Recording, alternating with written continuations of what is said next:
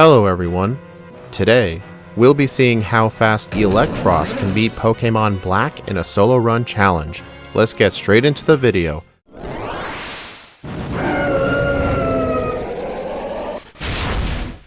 Earlier in the week, we played through Pokemon Black on stream with Galvantula, and Galvantula did surprisingly well.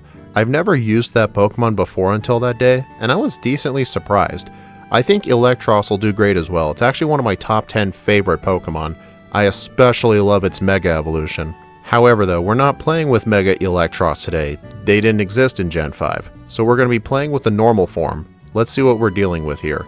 We have 85 HP, 115 attack, 80 defense, 105 special attack, 80 special defense, and 50 speed. One of the unfortunate things is our stats aren't exactly the best, and we are also in the slow level up group as well, so we're not going to be gaining levels that quickly at all. So hopefully this doesn't become much of a problem. And since Eelektross is a stone evolution, you evolve Electric into Eelektross with a Thunderstone, we only get 4 moves at level 1, but they are very good moves. Headbutt, Acid, Discharge, and Crunch. We can use a Heart Scale if we want the move Crush Claw. And if we take a quick look at the TMs, you may notice some of the moves are crossed out. I've started using a new feature for the TM set through the Solo Deck software. I can actually cross out all of the moves that are unobtainable in the main story or are banned in my rule set like Double Team. So sadly, we will not have access to Hone Claws, Double Team, Flamethrower, Round, Swagger, and U-Turn. Not really too bad, although I really wish I had Hone Claws for some fights. Flamethrower would have been okay. But in terms of the actual moves we can get ourselves Dragon Claw, Hyper Beam, Frustration, like we'll ever use that, Thunderbolt, Thunder, Return, Brick Break, Rock Tomb, Facade, Charge Beam, Acrobatics, Giga Impact, Rock Slide, Dragon Tail, Grass Knot, Flash Cannon, and Wild Charge, as well as Rock Smash. We're not going to be needing too many TMs, our level up moveset is just that great. In fact, for the early section of the game, up to the first gym leader, we're just going to effectively go minimum battles and head straight to Chili. Spamming Discharge and Crunch is essentially the way to go here. So anyway, why don't we see how Chili goes?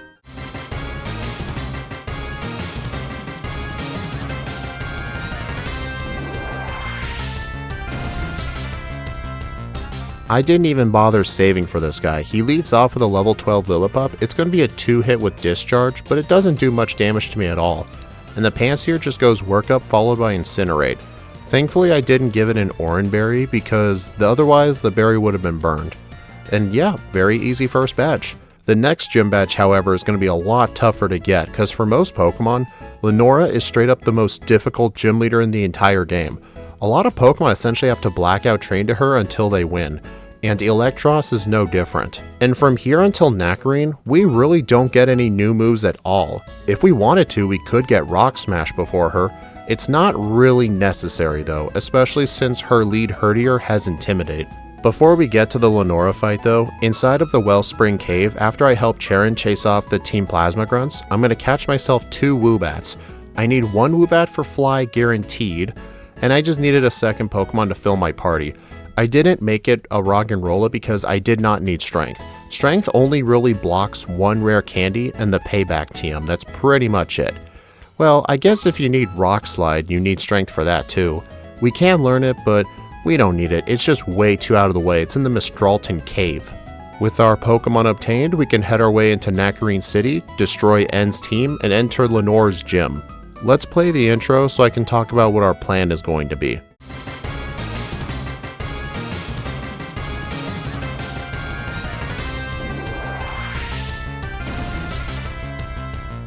She leads off with Herdier. My main plan is just to spam Discharge on her entire team, try to knock out the Herdier, and if I can, let the Watchog knock me out so I can get the experience. Sadly though, my very first attempt against her does not go too greatly. She actually knocks me out right away, and I don't get any XP from that fight. I get a grand total of 6 blackouts on Lenora, and then I equip a Chesto Berry and actually save the game. I'm going to try and win from here, and funnily enough, I never ended up using the Chesto Berry. So yeah, easy second gym badge. You may say, well, how was that easy? You got 6 blackouts. Well, you see, the blackouts got me a decent amount of experience. I'm gonna need the experience for Burgh as well. Burgh is generally not great for electric types to face. His ace Levani resists electric moves, so our plan is just to spam our most powerful physical move at this point, Crunch. But for right now, we just have to go through the Pinwheel Forest, clear out all the Team Plasma grunts, make our way to the Sky Arrow Bridge, and enter the big city. I'm going to get a few things. I get the TM for rest, which I never ended up using, and I get a massage from the lady on the first floor in this building. She can give you a decent amount of friendship. I don't exactly know what the tables are like, but I can bring up an image on screen right now. It's always worth talking to this girl if you're going to get return. It just helps you get a few extra base power points, which can definitely help in the end. But there is another move I do need, is the TM for Attract. I actually need this move for Burgh specifically. The plan is to use Attract on his Levani to try and buy some time while I spam Crunch. And you want to know a fun fact? This guy with the sunglasses who guards the elevator, if you're playing as Hilda, he'll just let you pass, but if you play as Hilbert, he'll actually give you kind of like a body search where he'll rotate around you and say, okay, you're good. So yeah, if you want to know why in Black and White 1 the female character is better to play as, there you go. Good ol' sexism. Anyway though, let's go take on Burgh.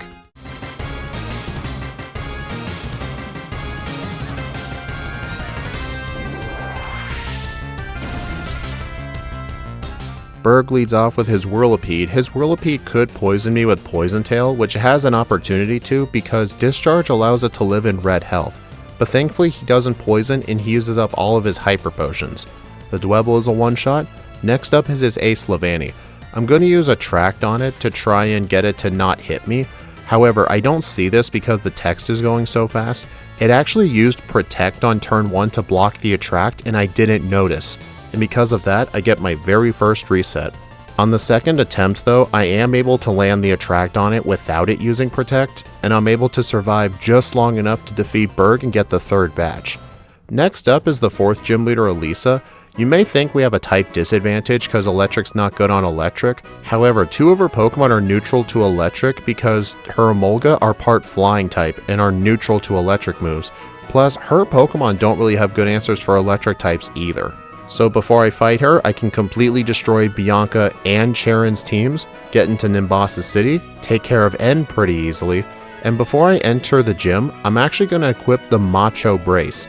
I'm actually going to hold the Brace for most of this gym because I underspeed a lot of the Emolgas in here anyway, and if I hold the Brace, I can gain double the speed EVs. And with how mediocre our speed stat is, plus the fact we're in the slow level up group, we're going to need the speed, especially for Clay's Excadrill. But thankfully I don't have any problems with the gym trainers, we can go take on Elesa.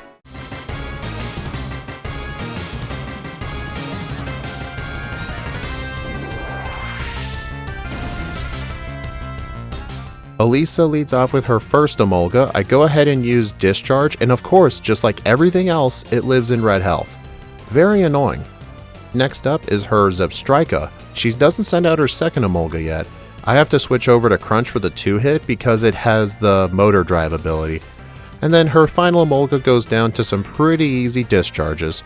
Even though I was underspeeding her entire team because of the Macho Brace, it really didn't matter at all. So I got a decent chunk of speed EVs. With Elesa defeated, I get to do some dialogue with Bianca, defeat Charon in a battle, make our way through the Driftveil drawbridge, and enter Driftveil City. Before we take on Clay, the ground type specialist, we have to go through the cold storage. It doesn't really take that long at all. I make sure to get an expert belt in the farmer's market because I'm actually going to need this not only for Clay, but I might also use it for the ice gym too. I quickly wrap up the cold storage, watch some more dialogue, and prepare myself to go fight the next gym leader, Clay.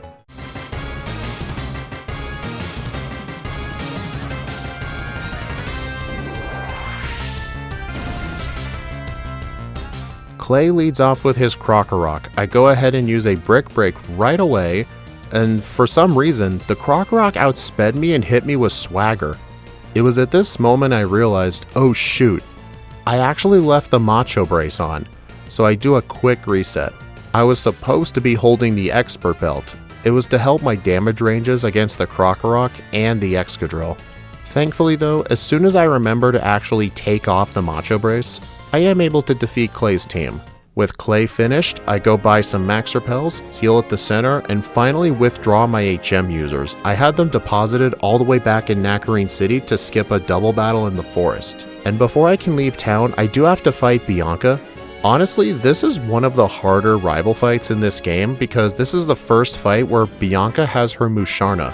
But thankfully, Crunch gives a decent solution to it and I don't really have to worry about her today. In fact, it'll be the last time I ever talk about her today, but I will talk about Charon in just a little bit. I can then head through Route 6, head to the Chargestone Cave, get myself the Lucky Egg, slap that baby on, and clear out all the Team Plasma Grunts in the end fight, getting a good buttload of experience points. There's also a magnet in here right before end that I could have gotten, however, I actually don't need it so I just skip it. Inside Mistralden City, before I can take on Skyla, I gotta go meet her inside the Celestic Tower, ring the bell, which is what you all should totally do by the way, and then we can fly on back and go fight Skyla. She is very bad in this game, sometimes I call her the Lost Pilot.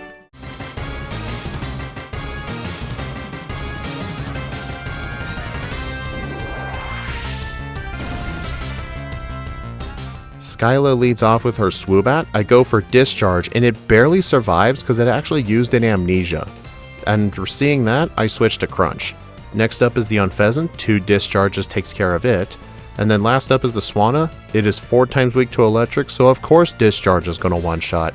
I did say I was going to bring up Charon again, so here it is. I have to take on Charon in front of Twist Mountain, and I do almost die to this fight. The main problem I've been having with Charon in this run is his stupid Simisage actually keeps surviving hits and is able to do a massive amount of damage with Seed Bomb. This is the problem with Eelektross' stats and being in the slow level up group. Basically, until this thing got access to a Mega Evolution, people never really used Eelektross in competitive. Its stats were just so bad. Inside Twist Mountain, I grabbed the rare candy that's exclusive to the winter, as well as the TM for Substitute, which is also exclusive to the winter. I'm gonna need Substitute for parts of the Elite Four and for Getsus. And now we've made it to Icarus City, I'm gonna enter the Pokemon Center, talk to this old lady, and get the TM for Brick Break. I could equip the Expert Bell here and just completely go at it with Brick Break. In the end though, I actually decided not to use the Expert Bell and just hold on to the Lucky Egg for more experience. And the Brycen fight at the end, this guy is just straight up the worst gym leader in the entire game. Honestly, throughout most of the games I play, this Brycen fight is just so horrible. The only way things can truly go wrong is if his Beartic survives and uses Swagger. We like to call this guy the Swag Bear. In fact, in my Landorus re-rank, which I did in my Discord server and uploaded to the channel for members only, if you're not a member, you don't have to be a member to watch them. Just be in the Discord server when I do it. I always ping people when I do. But either way, I almost had a loss in that Landorus run just because of Swagger. And in the Galvantula stream, I also had a reset to Brycen. This guy had been on a roll today, but thankfully, he didn't get me today, although he did come pretty dang close. You may be wondering why not get a Person Berry.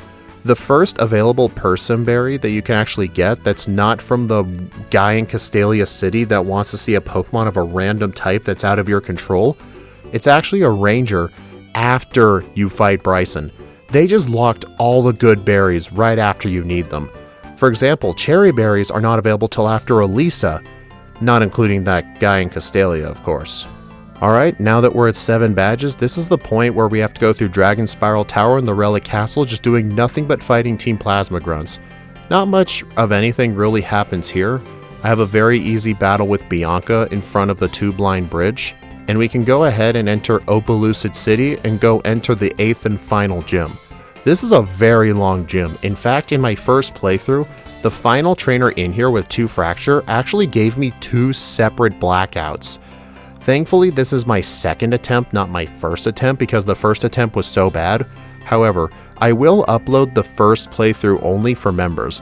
I'm not going to upload the second playthrough just because I think the first playthrough was more entertaining for you all at least. Which, if I may do one final plug, my channel offers a lot of great benefits for members. You guys get so much content. But even if you don't want to be a member, just liking and subscribing is good enough for me. Anyway, let's go take on Drayden.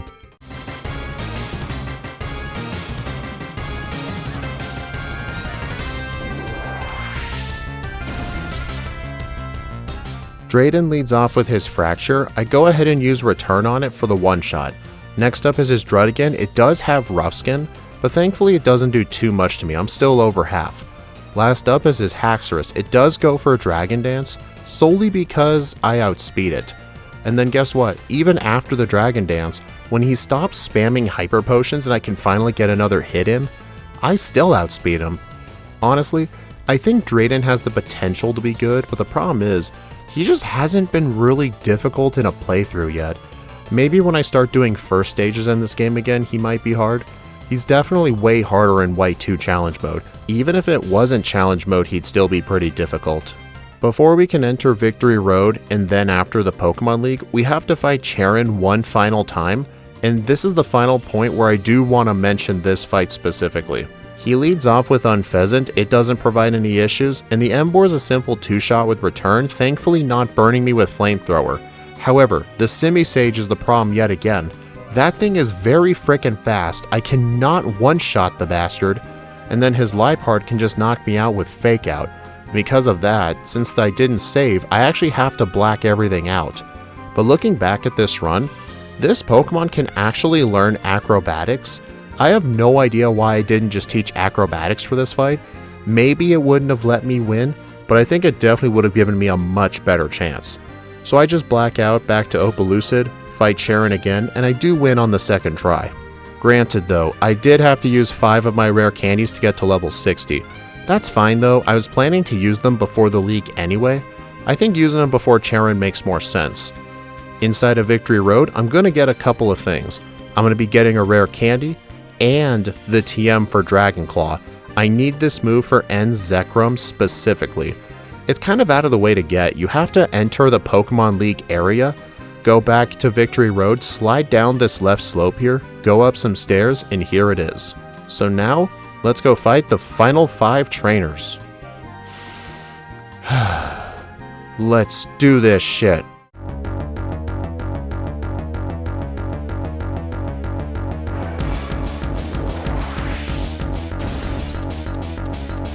The first member of the Elite Four is Caitlin, the Psychic-type Specialist. She leads off with Reuniclus. I outspeed and one-shot with Crunch.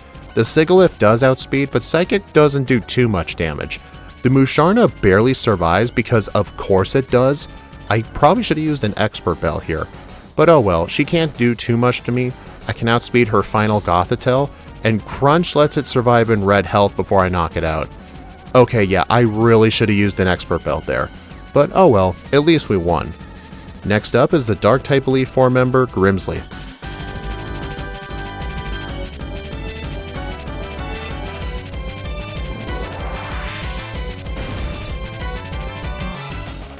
I now have Substitute on my moveset. I'm going to use Substitute on the Scrafty to block Sand Attack, and then I can 2-shot it with Brick Break. Next up is the Crocodile. For some reason, it is able to outspeed me, hit me with Foul Play, breaking my Substitute, and I'm able to one-shot it with Brick Break. At least the Substitute blocked Intimidate, so I still do win the fight afterwards. Next up is the Ghost-type Elite Four member, Chantal.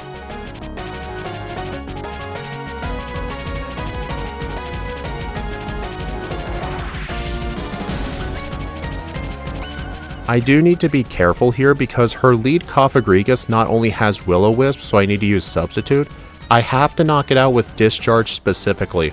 If I hit it with a contact move, I will lose my Levitate ability, potentially allowing her Golurk to hit me with Earthquake. Thankfully that doesn't happen, but on the Chandelure, I go for Crunch, and it burns me with Flame Body. And because of that, her Jellicent survives my attack, and my Substitute breaks and I'm taking burn chip damage. But thankfully, even with the burn, I can still 2-shot with Crunch. Next up is the Fighting-type Elite Four member, Marshall.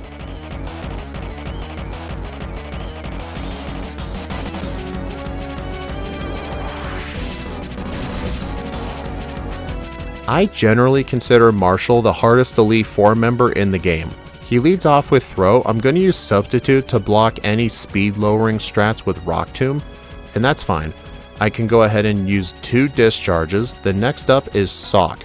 It does have Sturdy, so it will survive a hit no matter what, and thankfully, my Substitute does break, but at least I didn't take much damage.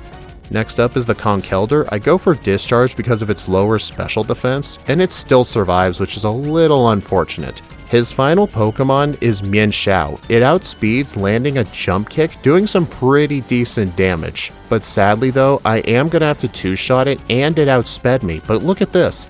On the second attack, I actually outspeed it. You know what that means? I actually was speed tied with that Mienshao. Thankfully, if I didn't use the Macho Brace, I would have actually undersped it, so the Macho Brace actually mattered there. But sadly, I should have gotten an extra level, but thankfully winning the speed tie still allows me to defeat Marshall. And with the Elite Four members defeated, instead of fighting Alder, we have to go fight N and Ghetsis. I'm pretty much more than ready to do it. I just have to teach Dragon Claw in the place of Crunch, and we can go ahead and finish this run. Before I started this fight, I actually flew back to Driftvale City and got myself the Shell Bell since I forgot to get it earlier.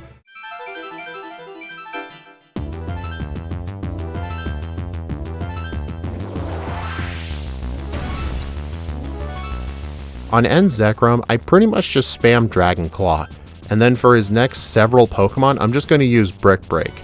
And then once I get to his Archeops at the very end, I can just go ahead and use Discharge on it. Even though it does outspeed and hits me with Stone Edge, it doesn't do enough damage to really matter that much, and I can defeat N's team pretty easily, and now we just gotta defeat Ghetsis.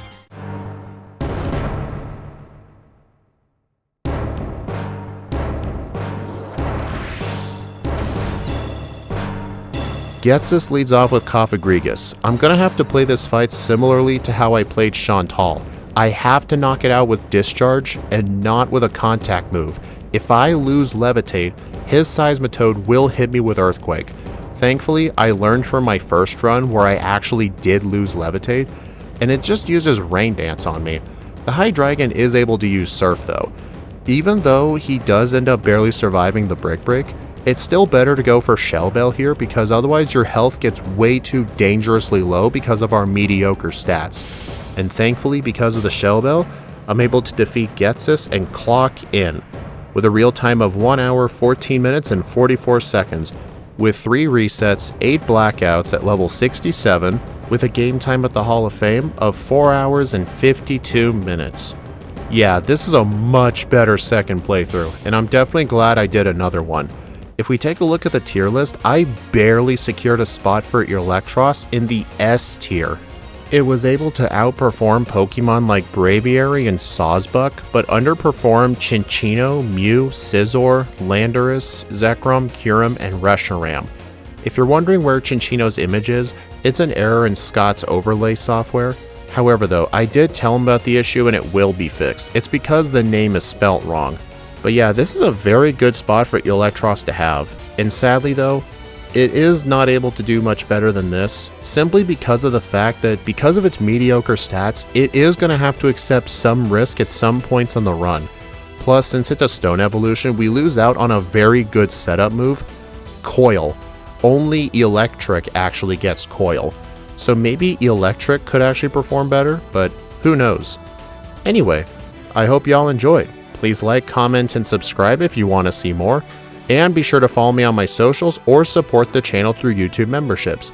YouTube members get access to the patch files for all the Mega Evolution Pokemon we do on stream, as well as a ton of members-only videos and unedited content.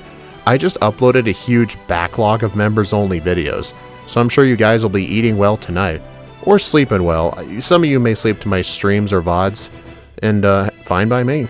I do want to actually make an announcement as well. I'm going to be changing up how I do the streams and the videos on this channel.